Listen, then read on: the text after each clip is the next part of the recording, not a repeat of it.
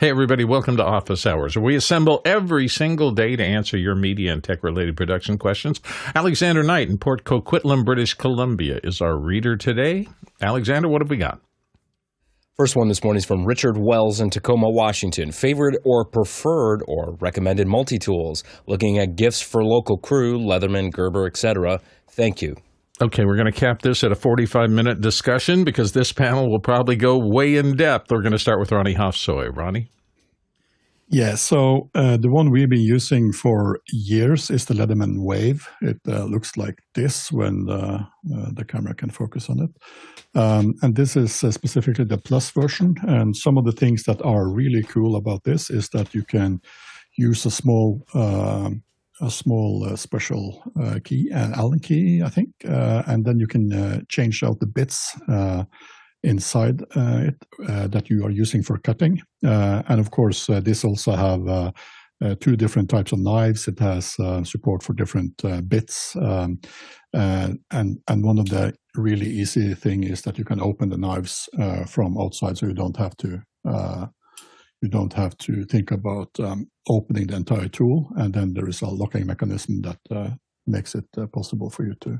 And look how careful I am. I've been a few years back. I had some accidents with another tool, but on the Leatherman Wave, we have no problem. The only thing is that since this tool is also including those two knives that I mentioned, you should not bring it to the international airport in Los Angeles, LAX. When you are flying, they remove it from you, and hence the reason why I have a Wave Plus these days.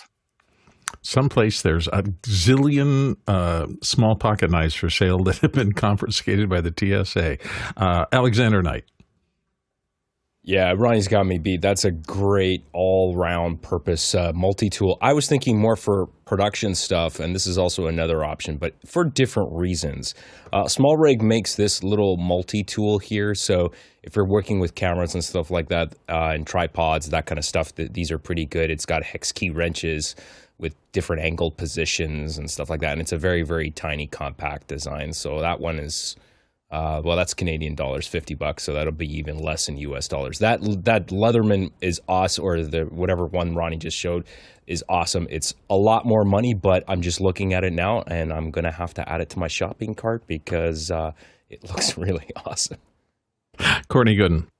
Yeah, Chris showed a picture of all the sale that the TSA has for Leathermans at the end of the year, because they have a whole bunch of them.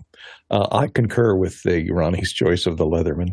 There you see them, all those knives that they collect every year. They have a great fire sale at the end of the year. Here's one thing I can suggest. This is from Great Neck, and it's a pretty high quality case cutting knife.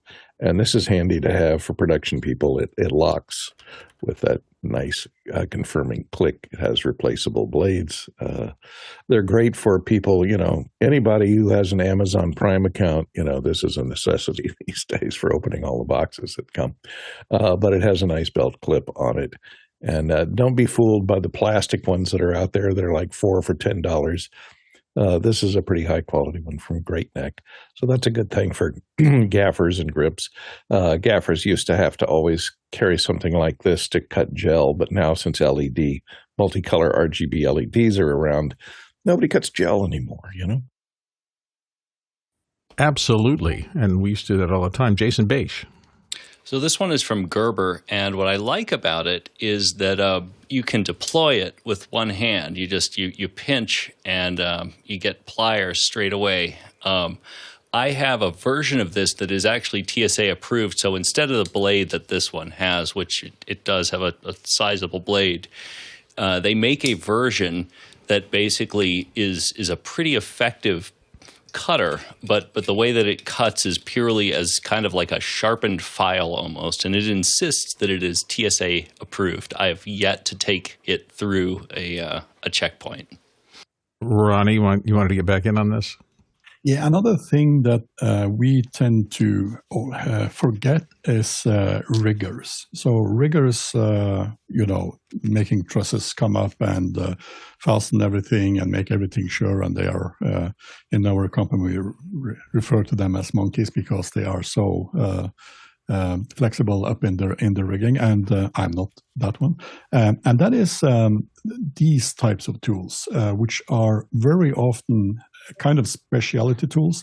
There's also a version of this which helps you taking out in and out the pegs or the pins in trusses as well. So this is mostly for light people, I would say, but don't forget about those specialty rigger tools. There is also a hammer and a coned version where you just stick the handle in the trusses to align them before you put the pin in. All those tools are very valuable and should also be thought of if rigging with trusses is something that they also do.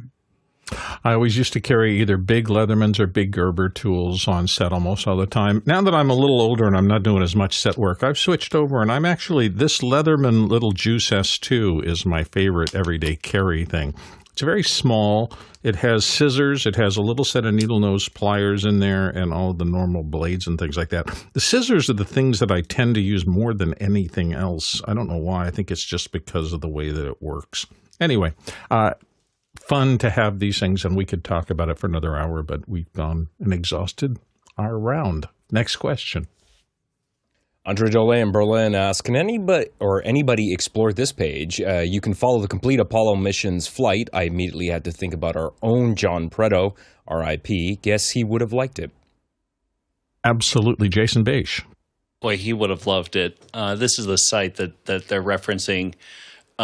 Very, very cool. It includes, all mission control footage, all TV transmissions, 2,000 photographs, 11,000 mission control audio, 240 hours of space to ground audio. What a cool site. Absolutely. Chris Fenwick, you wanted to dive in?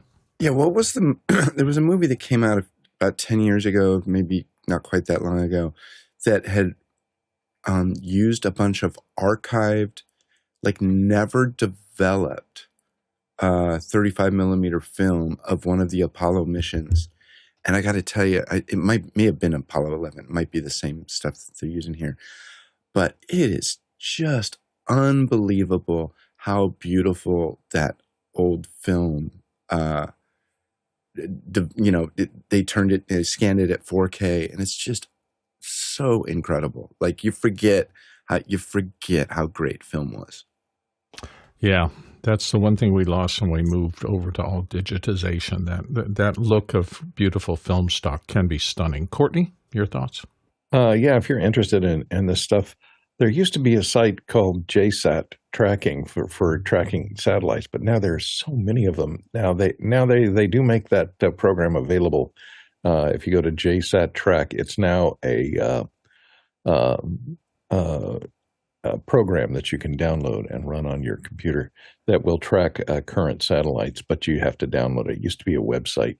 Unfortunately, they took it down, I think, and they don't have it up anymore. So JSAT Track is the name of the program. So if you're interested in finding out where every single satellite is that's orbiting the Earth right now, you can do that. And it's a very comprehensive program with great views and showing the inclination, the declination, and the position, the name of the satellite, et cetera, who owns it, who's flying it.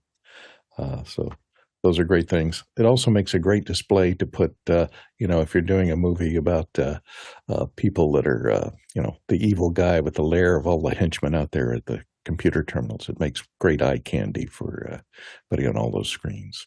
Did they use little black dots for all the spy satellites?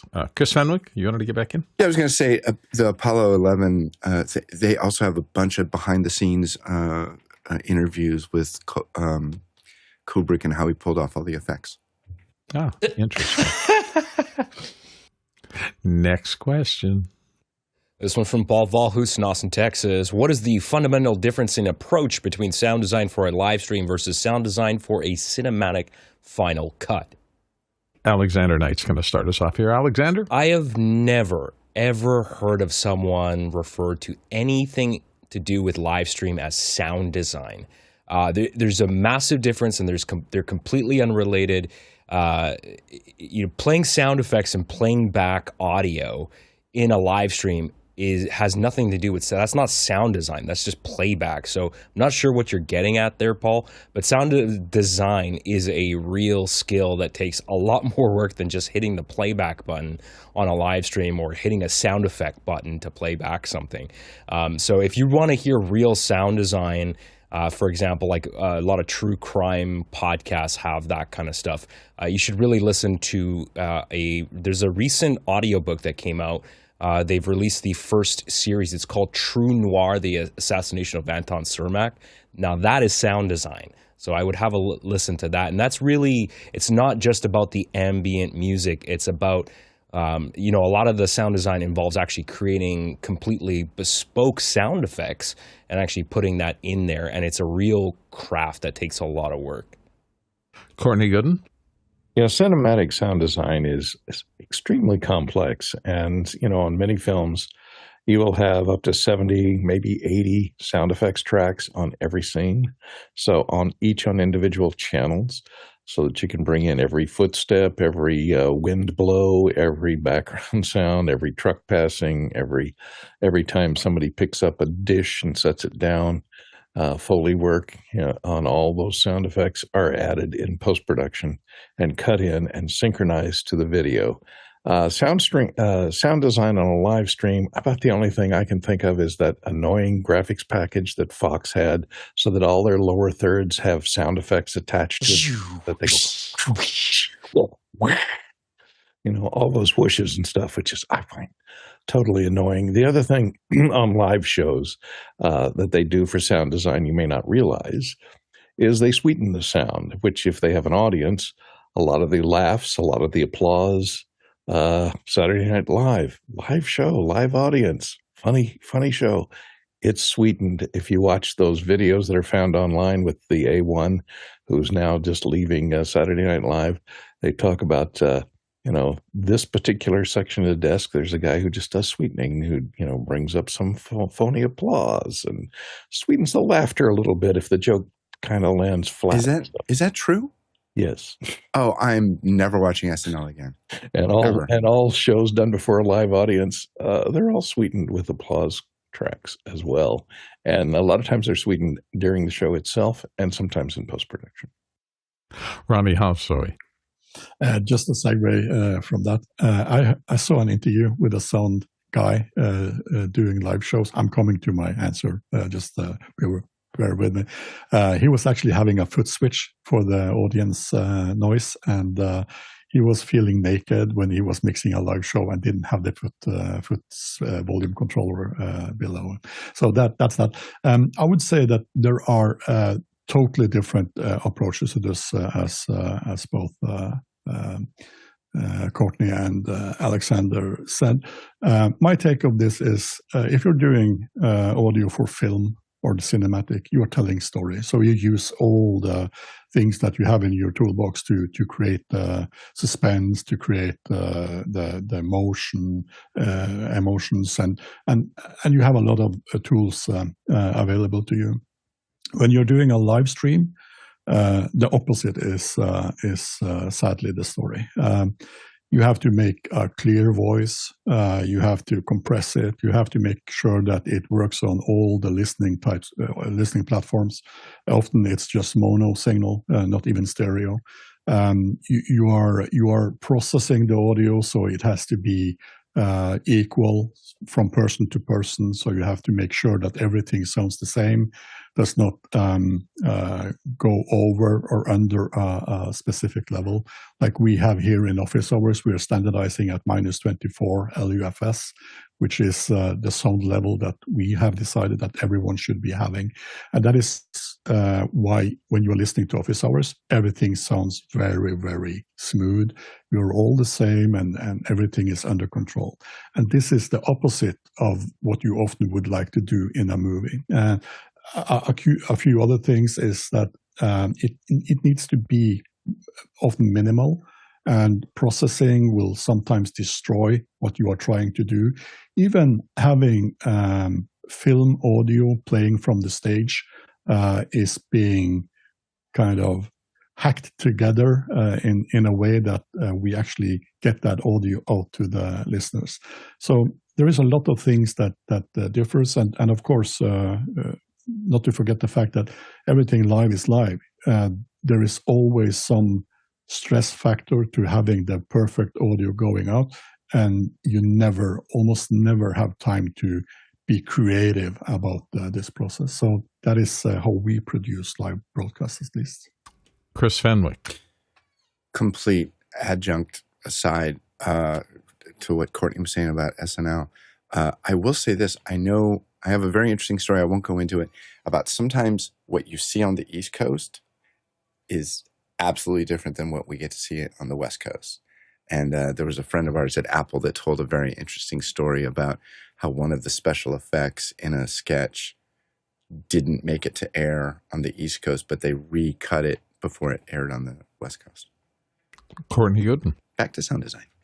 And if you're a sound designer and getting into this business for sound design, for cinematic, for film, you have to be prepared to have your soul crushed, because you will spend, a sound designer gets handed a scene and they'll do every, guy takes a drag off his cigarette, you hear the sound of the tobacco burning, you go to all the trouble of creating the sound. Every dog bark outside and every car that passes, you're laying in sounds for all meticulously. You found just the right car, just the right motorcycle for that motorcycle that passes on the outside of the car. And you spend hours. You've got 73 sound effects tracks that you mix down to hand in to the final mix. And they get into the final mix and the director goes, let's just run the music up full on this scene. Yeah. Soul crushed. You spent 3 weeks on that scene, and they just went, whoop, fade them all down. Not at all surprised with that. The other thing is, you asked the question about live versus cinematic, and one small subset, since we're getting into the minutia, is targeting. For a live stream, your target, it's going out as a single stream. In cinema, you have a target, the theater, often a theater array of speakers, and sometimes, they'll do the big quad mix, the big surround sound mix for the theater, but they'll also do just a stereo thing for smaller theaters and things like that. But they're known targets. I always think about it when I'm doing something for broadcast. I'm just trying to get a solid, everybody can use this file. I don't care where you are, which means that I tend to mix in mono. I don't even mix in stereo because I don't want any collapsing phase problems or things like that. So you're always thinking about, where is this file going and on what type of system will they be listening to it? And there are just so many choices now, everything from AirPods to 5-inch speakers in the back deck of a car. And it's just really hard to determine what your target is when there's no target. Next question. This one's from Guy Cochran in Seattle, Washington. How do you think the cloud will change what we do in video live event production? Alexander Knight's going to start us off here. Alexander? I think it's already changing everything. One of the major advantages, obviously, is much quicker deployment, potentially lower costs. Certainly lower upfront costs because you're not buying tens of thousands of dollars in hardware. Also scalability, right? So if you think about using various production tools that exist in the cloud, and I'll say specifically at Amazon, for example, where you can fire up a virtual machine, and then, as far as scaling is concerned, if you need to do a bigger event, you need more resources, more GPUs, well, that's just a couple button clicks away, and suddenly that server, that production machine that you're running on now has more resources, more CPU, more GPU. So those are clear advantages that you cannot get with just physical hardware because, for example, if my computer isn't cutting it, now I've got to scrap that and go out to the store and buy a better computer, right? So it's not as easy. So deployment, speed, scalability, cost, all of that, potentially reliability, if it's designed properly by somebody who understands how all these solutions work, then potentially higher reliability, better redundancy as well, and also the ability to have multiple servers communicating with each other. For example, like having Dante implemented in the cloud, having people in in two different locations, for example, and have multi-channel audio going from one location to another. Those are all those solutions that, are much easier to deploy in the cloud. And of course, people have also worked on, even on the audio end of things as well, mixing in the cloud as well. There are solutions for that. So I'm already seeing the changes. I'm not really in that world, although I'm sort of dabbling because now I have access to the Cochrane cloud. You may have heard of that. So with Mimo Live and extra hours and all that sort of stuff. So I think it's very fascinating, still very nascent, and I think a lot more is going to come, and we're going to see a very, very rapid evolution of that over the next few years. Ronnie Hopsoy. Yeah, I think especially on cost, if you have something that you have to go live with once a month, once a week, you can use the same template. You just start up your cloud and then off to the races. And cost-wise, that will be just a fraction of what the hardware cost that you need to bring on-prem or into your studio facilities, what you have. It also forces you to learn new things. Things in the cloud are run a little bit different from a hardware utility box that you can just add power to and then it starts working.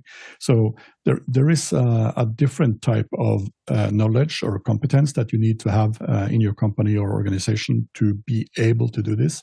We have people that are trying to fix that. We have our own Jonas Deutel and his friends doing the Cloud Flex platform, which makes this very, very easy to just start using.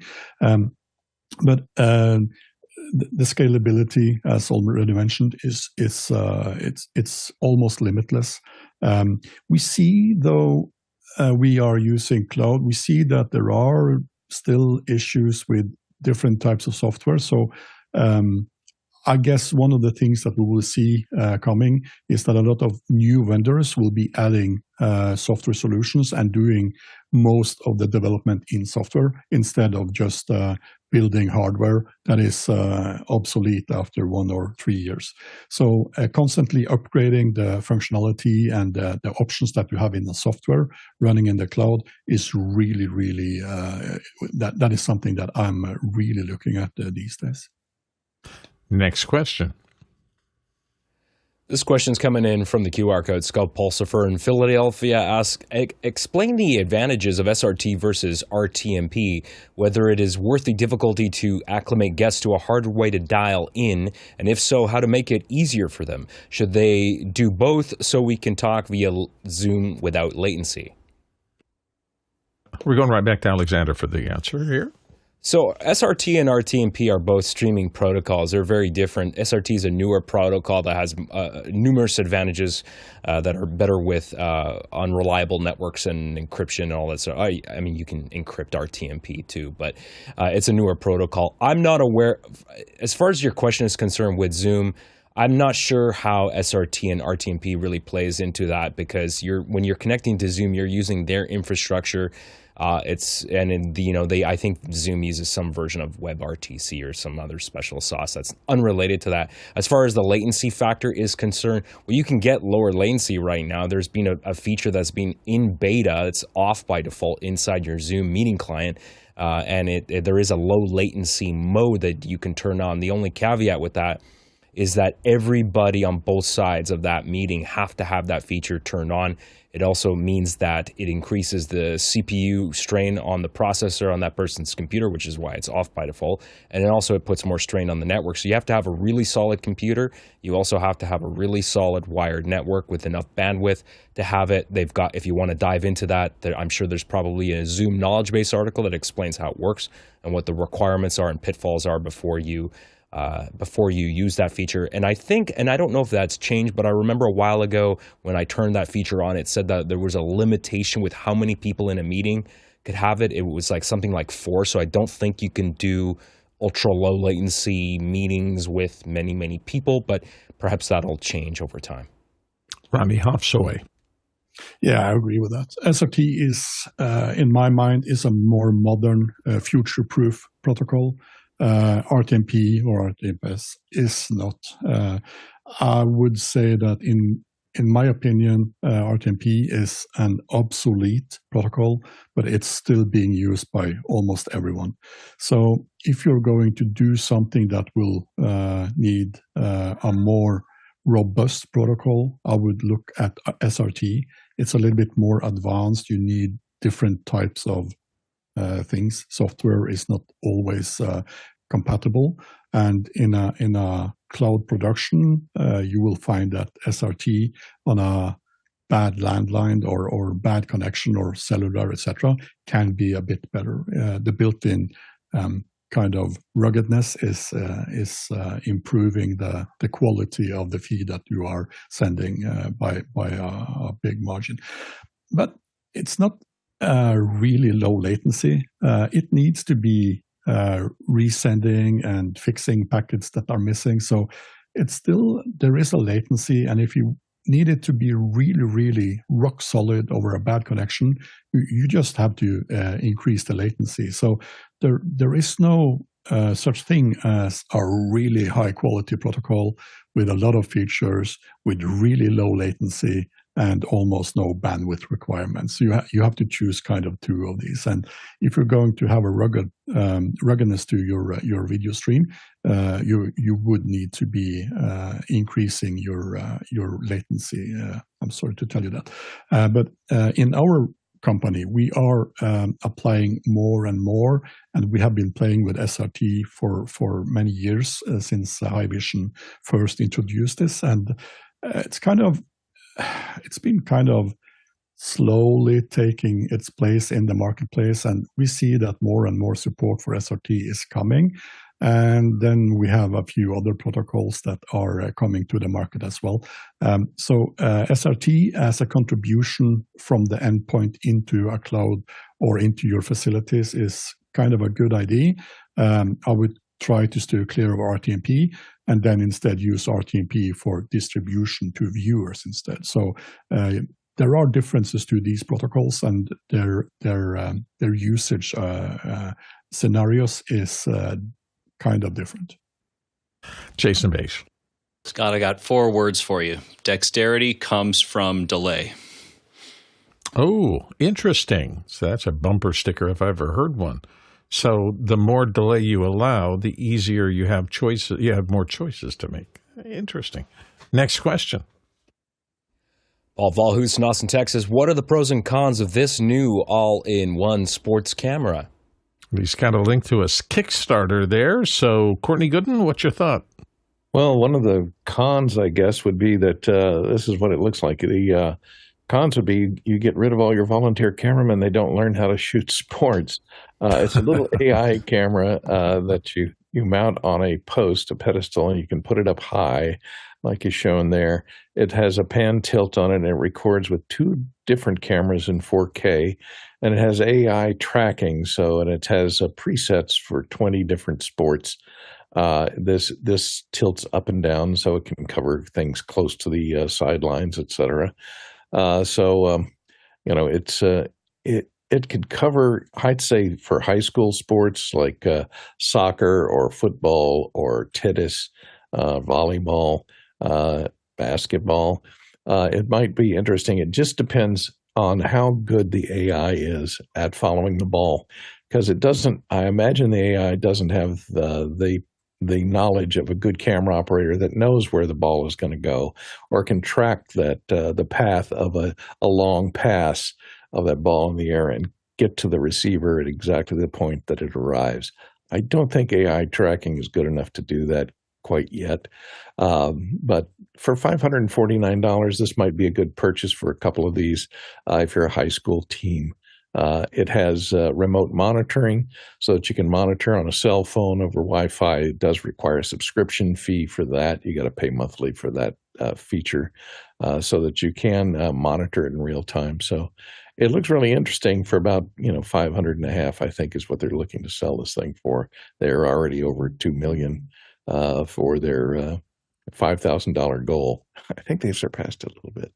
But anyway, I think it'll make enough money to go into production in the Kickstarter. So we'll see if they deliver. Chris Fenwick. The 2 ultimate sports shots are a golf tee shot all the way to the green If you can do that, you're a pro. And finding the puck in hockey. I think it's super interesting. I'd love to see this for like, nothing professional, but like absolutely the kids games, the T-ball. I tell you, with as many grandkids as we have in our family now, there's nothing better than watching little kids play T-ball. It's better. It's better than any major league sport. It's fantastic. Yeah. Jason Bache. Okay, this is a Kickstarter, so there are no pros and cons because this doesn't exist yet. But my favorite part of this, my favorite part of this is this shot. Oh, and we're following the ball. Okay, yeah, no, not a chance. Somebody, they got a big pot of money. Hopefully they're sequestering it if they've made that many pledges in there. So good luck to them. Next question. Nathan Cashin in Oregon City asks, we're considering a move to Australia. I've inventoried my home office electronics for compatibility, voltage, frequency, plug type. What else should I consider when deciding whether to bring a device or leave it behind? Courtney Gooden, what's your thought?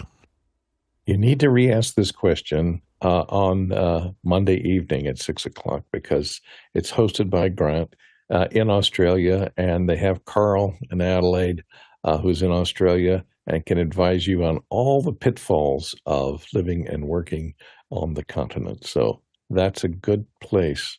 Look for extra hours on Mondays at 6 p.m. on this same network. I'd want to know where they're going because there are a lot of things in Australia that seemingly can kill you.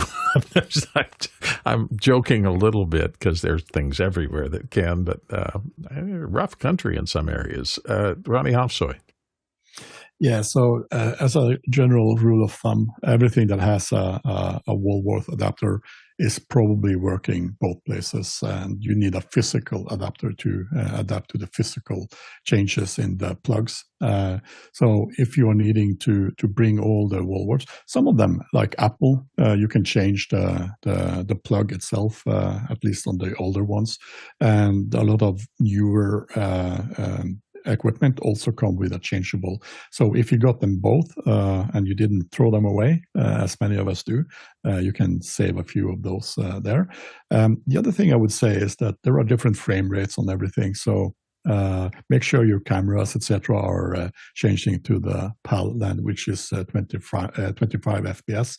And if you have other displays, etc., TV sets, etc., just make sure that they work with 25 FPS, and all modern displays and TVs will be working with that. Without that, follow Courtney's advice about putting this question into extra hours. You will get a lot more detailed answer there. Chris Fenwick. I tell you, if I was doing this, I'd take my phone and my laptop, leave everything else behind, purge, and buy all new. Reimagine your career from the ground up. You'll be better off. Just this garage sale. Jason Bache. Fenwick may be on the right track there. The other thing, and again, I'm sure you've researched this more than we have in the 2 minutes that we've had to look at the question. There are some serious bandwidth constraints about Australia that you really need to look into. I'd get into that too. Good luck, Nathan. Let us know. Come back and let us know what your plans continue to be. Next question. David Arsenault in Bonaventure, Quebec is asking, I want to buy few NDI to HDMI converters for PTZ cameras. What is your thought on these? Magewell, Zowiebox, BirdDog. Ronnie Hofsoy is going to help you out here. Ronnie? Yeah, so Zowiebox and BirdDog, these are things that Guy is specialized on. He has tested a lot of these boxes as well, so I'm just going to refer to his knowledge about this, and maybe I'm answering this wrong. I will not use Zowiebox or BirdDog in a professional situation where these devices are a key part of the communication between the camera and the final production going out on program. We use NDI converters all the time for internal endpoint things like a display on the floor or something that has to be in Video Village that someone has to be able to look at, but it's not a critical part of the link. Magewell, I know, is probably between those three in particular, probably the one I would maybe go for if I wanted to do something like this. But we stopped using NDI and convert that into other formats when we started using software like Mimo Live, etc. They can consume NDI feeds directly with the minimal latency and with maximum quality. So there are other ways of doing probably what you are achieving to do, but we don't know enough about that in this question. So if you ask your question with more information what you're trying to do, maybe the solution is to just go full software on this. Hey, as we've been saying lately, if you're not in Mukana and aren't in the question and answer system on the back end, you're missing a lot of what's going on in the show. During the course of every day when we're doing the show, there's a huge, very robust discussion happening in Mukana about everything we do. If you'd like to get involved in the system, simply go to officehours.global/join. That's right. officehours.global/join. I hit 3 of those up there. I couldn't figure it with my eyes. officehours.global/join. That'll get you into the little breadcrumb trail. You have to do a simple little sign up. We're very safe. We've been here for a lot of years. But once you do that, you can get into the back end and discuss all of these questions that come up on the show in real time. So officehours.global/join. Next question. Paul Valhus in Austin, Texas. What are the current limits of using iPhones or professional smartphones as primary cinema cameras, and which specific accessory, example lens adapters, cage, is non-negotiable? Okay, this is going to be a long discussion. Courtney Gooden's going to start us off here. Courtney? Well, one of the primary problems of using an iPhone or an Android phone as a professional camera is being laughed out of the industry. That's one problem.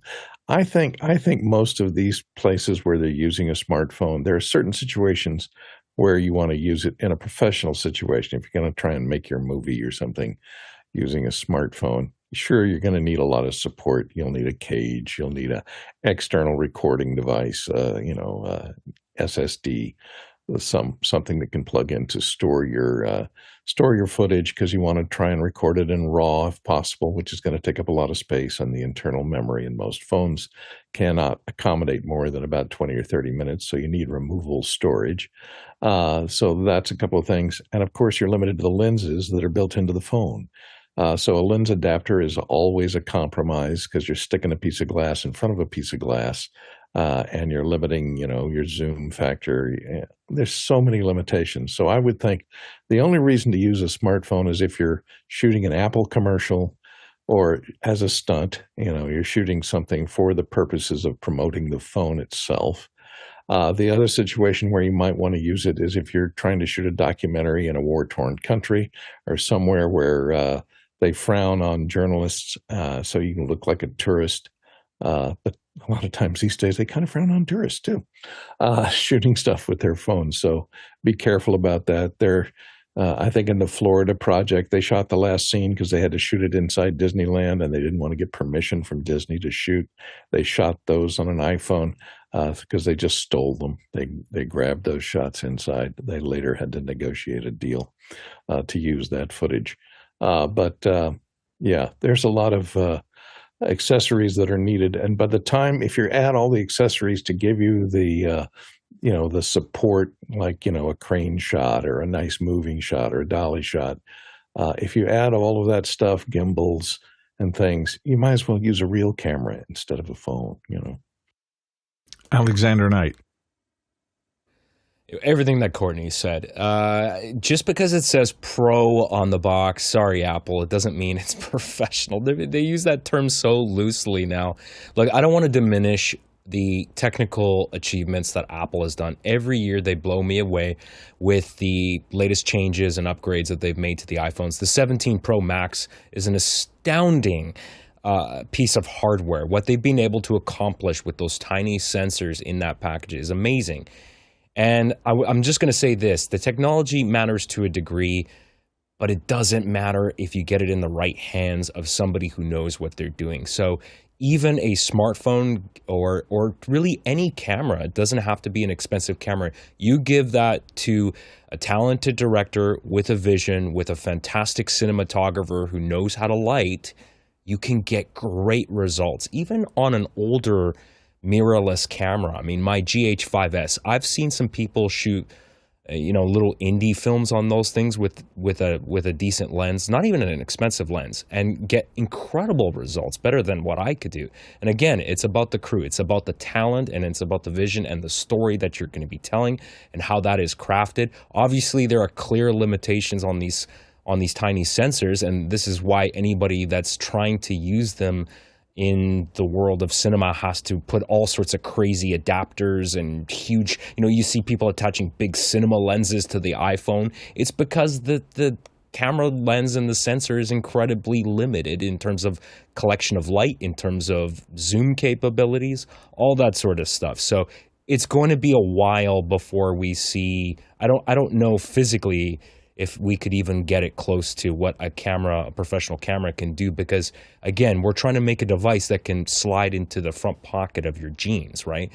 It's really a physics limitation. Until Apple makes some kind of, maybe they'll make an iPhone with like a camera sensor, that can be detached from the main phone, then you can attach a professional lens. I doubt they'd ever do something like that. Who knows? But there are very big limitations with what they currently have. Ronnie Hofsoy. Yeah, so I will start by removing some of the wording in this question. Primary cinema camera is one of the things I will remove. The other one is professional, as already suggested. And then we are left with an iPhone, which is basically a smartphone with incredible software. So we call it computational video or computational image processing, which Apple is it's mind-blowing how far and advanced they have gotten this.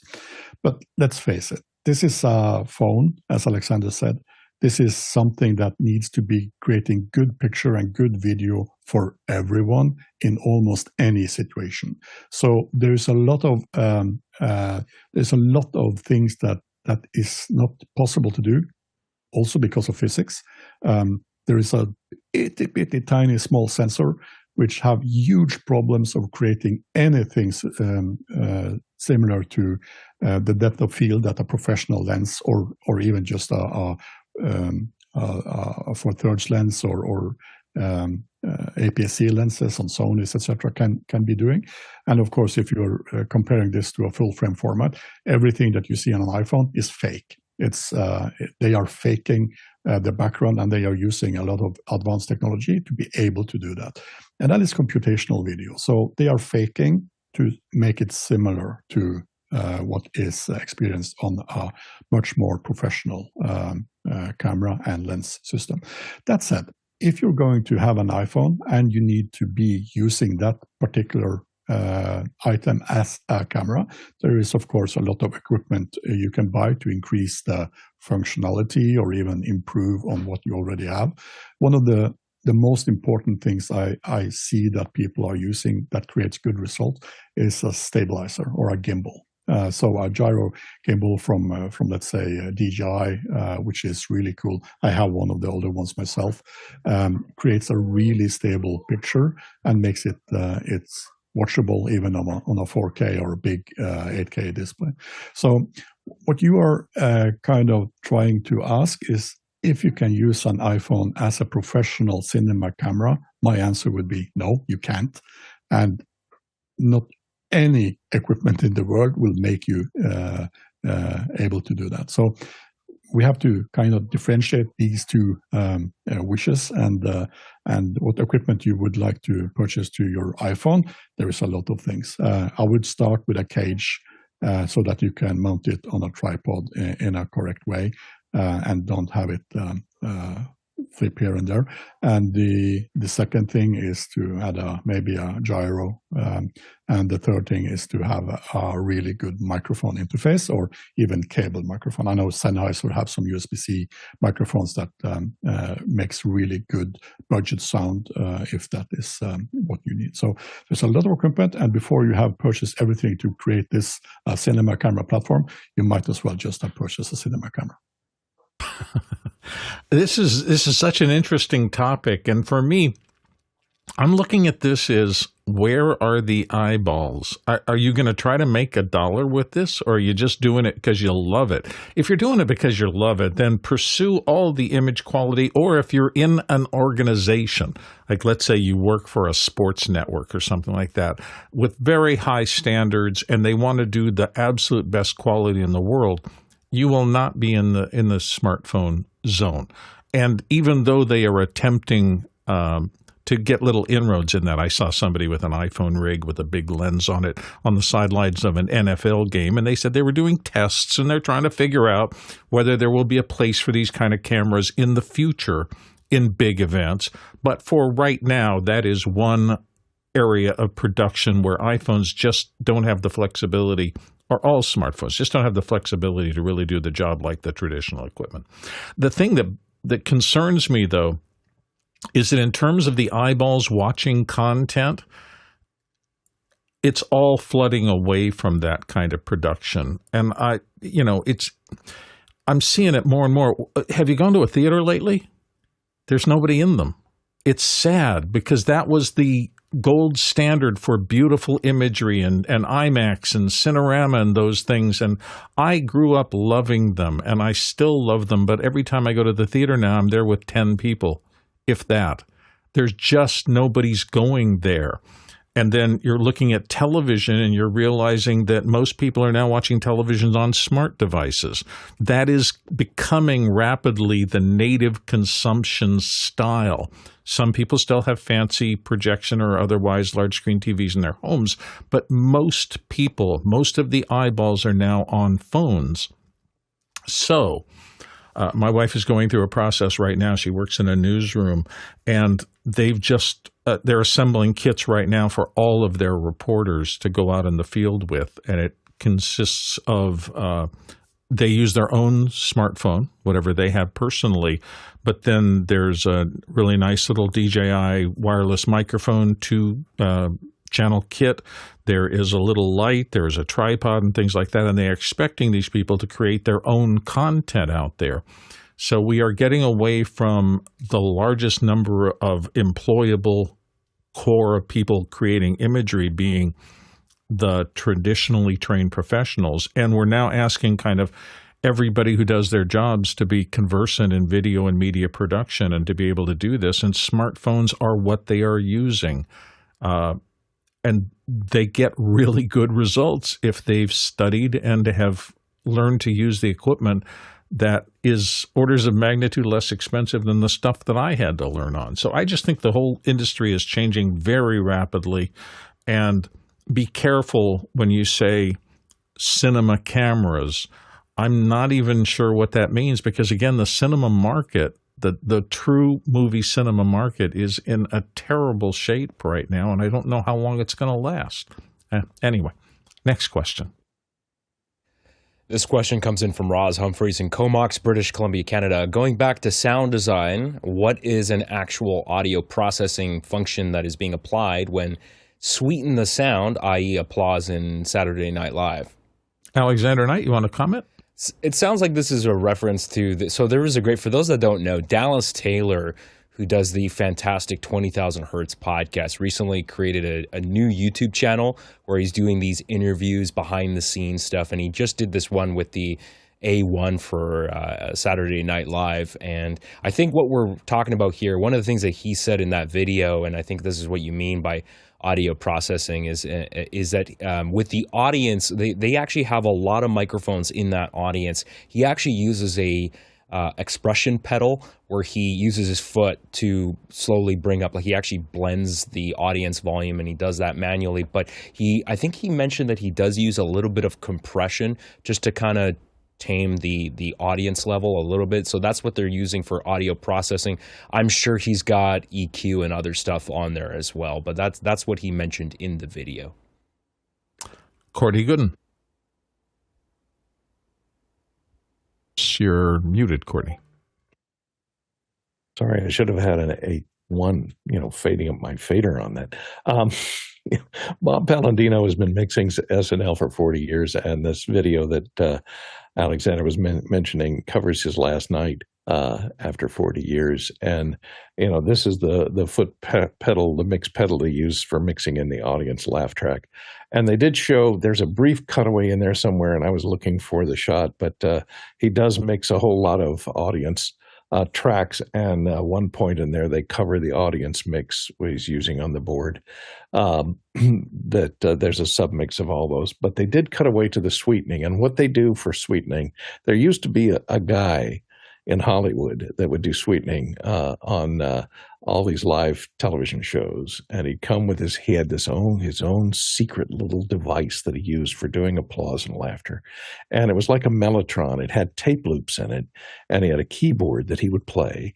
Well, these days, he would just sit live during the show and trigger the laughs and give me a little guffaw, give me a little titter in the back of the room, and then a big laugh coming in, and each one of those is assigned to a different key on a keyboard, a musical keyboard. And these days they just use sampling synthesizers, and they load all the audience sound effects, the laughs, the laugh tracks, the applause, the smattering of applause, big applause, etc., each assigned to a separate musical key on a musical keyboard. And I think that's what they use on Saturday Night Live to sweeten occasionally. It's all on, you see a cutaway, I think, briefly to some type of MIDI keyboard, musical keyboard that's used for sweetening. And they have them labeled on the keys sometimes, which is a little laugh, big laugh, guffaw, uproarious laughter, So they bring that in and they sweeten it that way, and a person makes those decisions on how funny he thinks the skit is. Chris Fenwick. Well, they shouldn't ask me to do that job. Just to be clear then, Courtney, it sounds like between what Alexander just said and what Courtney just said is that the foot pedal is the volume on the audience mics, but there's also sweetening going on, you believe. Apparently, the foot pedal controls the balance of the background audience background sound to the live mix of the microphones on the stage. So he's bringing that in and then taking it back out again so it doesn't contaminate the mix of the dialogue track. Okay, I got to go watch this video. Apparently, next question. Ruined. Oh. This one's from Chris Fenwick in Emeryville, California, USA. Has anyone seen the news from this weekend? Apparently, MTV is going out of business. Oh, well, Chris, what saw they're you? Shutting down like everything. They're shutting down MTV Live, MTV Music, MTV 80s, MTV 90s, Club MTV. Like the whole thing's going down apparently, and it's technology, whatever. And we all know the jokes like MTV. They don't even play music anymore, of course. But for 44 years, MTV has been this cultural juggernaut, huge brand. Yeah. And it's just, what was it? Their first song, The Buggles, Video Killed the Radio Star was the first video ever played. And then Adam Curry was saying that, he actually asked, Adam Curry used to be a VJ there. He asked MTV, he goes, hey, can I buy the MTV.com, URL brand in logo? 1993? And MTV's like, we don't need the World Wide Web. We have keyword MTV on AOL. Famous last words. So he bought it, and then later they sued him to get it back. But it's just it's a sign of the times. It's like the internet kills everything eventually. I just think it's a super interesting story. Or decisions in corporate suites kill everything. Alexander Knight, your thoughts? I had no idea they were still in business. I thought they died 20 years ago. Now, I will say that I have a lot of fond memories. They in the early 90s, the animation division of MTV was amazing because we got some incredible programs like, first of all, Beavis and Butthead. I'm still a big fan, and they've revived Beavis and Butthead now on Paramount. But, some of the other amazing animations, like, I don't know if anyone's a fan of Eon Flux. I just actually bought the whole complete series on DVD. Sadly, they don't have a Blu-ray release. That show is... If you watched it back then and you watch it now, that show is so insane in terms of the writing and the storytelling, and the animation's fantastic too. We also got another cartoon called The Max, which was actually based on a graphic novel. So lots of really, really cool animation that came out of that. So I do miss that. But that's I don't think MTV made any of those. I think they just bought a bunch of shows. I think that was their business model: just buy things and. I think every generation has those. I mean, it's Rocky and Bullwinkle for those of us who were in a much earlier generation. I can see Beavis and Butthead; those things were, and there's something out there right now that kids are watching, and they're going to be nostalgic for that, the same way we were for those highly intelligent, well-crafted shows of our youth. Ronnie Homsoy? Tom Slick, George of the Jungle. George of the Jungle. That's my era. I think this is another Kodak moment. I think MTV didn't understand how to transform their older way of viewing and enjoying the content, which is basically music and videos. And people today are still watching videos and still listening to music. So the culture aspect of this is, of course, very important. But I think that they did not understand how to adapt to the new trends and was sitting on their bottoms and thinking we have the power and just continue doing it the same way, and didn't renew themselves to the degree that they needed to have a grasp and hold of the user. So I'm thinking of this as a Kodak moment, and most of all, I think it's really sad because the culture they brought to me as a young guy was amazing. I always watched MTV and was listening to music and learning about new artists and following their shows. We had in the start we had this. I think we had the same show as they had in UK, and then we've got our own Scandinavian version of that then again was split up to Norway, Denmark, and Sweden. So they had 3 different channels at one time. So most of all, I'm just sad. Yeah, people in the comments have mentioned Howdy Doody and Punchin' Judy and all the way back to Punchinello and some of the Italian Commedia dell'arte.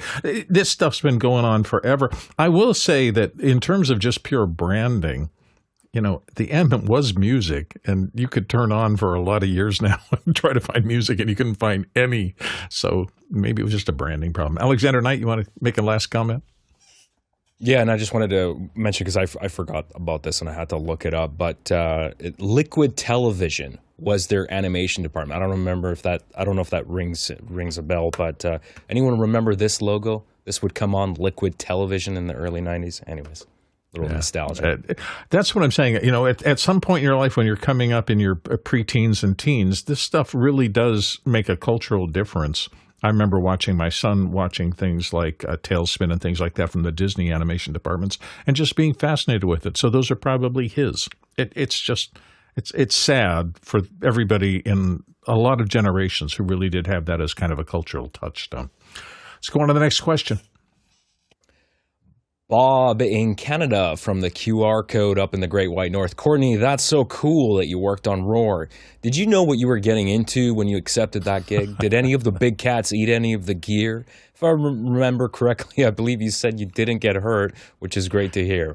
Yeah, you got out of that unscathed. Any stories, Courtney? Oh, there's some stories. I could fill an entire hour in the 2 minutes that we have left. A little hard to get into. But yeah, this is what I looked like on the set of Roar. This is what I had to deal with. This mixer here is I see the Nagra, and is that a Tektronix? There's a stereo Nagra and a mono Nagra there. I recorded a lot of the sound effects in stereo. I have my little Vidicon monitor. Remember, this was 1976, so there weren't even chip cameras. There were Vidicon cameras, and I built a little pan tilt head on the video camera, so I would remotely mount. This is how I avoided getting eaten all the time, because I had a remote camera up in the corner of the room, which would be filled with 10 or 20 lions, tigers, etc. And I could pan around and see where the actors were, where the lions were, and play the zone defense from planted microphones around the room. So this is how I maintained my safety. And you can see the chain link fence behind me there. I was always behind fencing. So I kept there were times, though, the cats got out and I would turn around and there would be a panther going under my chair, and they say, just don't move, don't move. Don't antagonize him. Those sharp movements. And there were times where I had a lion eat a Rycote windscreen with a microphone in it, chew on it, and you had to get it. The problem with lions... That was a real dead kitty cat. chewing a dead cat, yeah. The problem with lions is they become possessive over something. And once they get something, they go, this is mine, and you're not going to take it away from me. And it's very dangerous to try and take anything away from a lion. So if they got your jacket, you never left your jacket on a chair or something, because the lions would get it. That's it. You're done.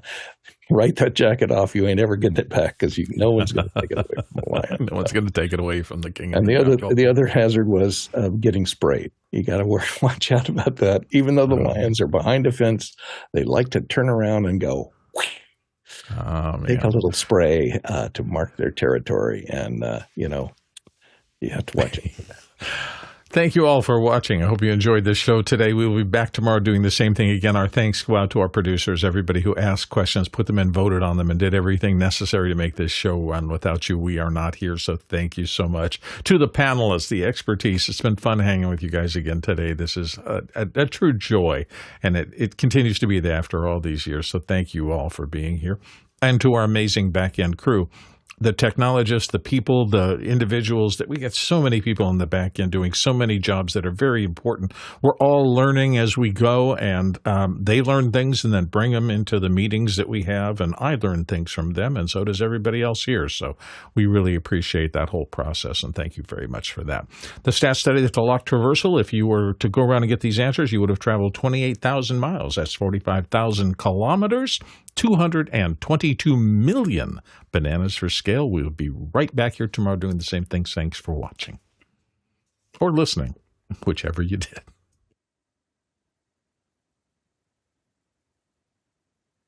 Yeah, that was one quick hour.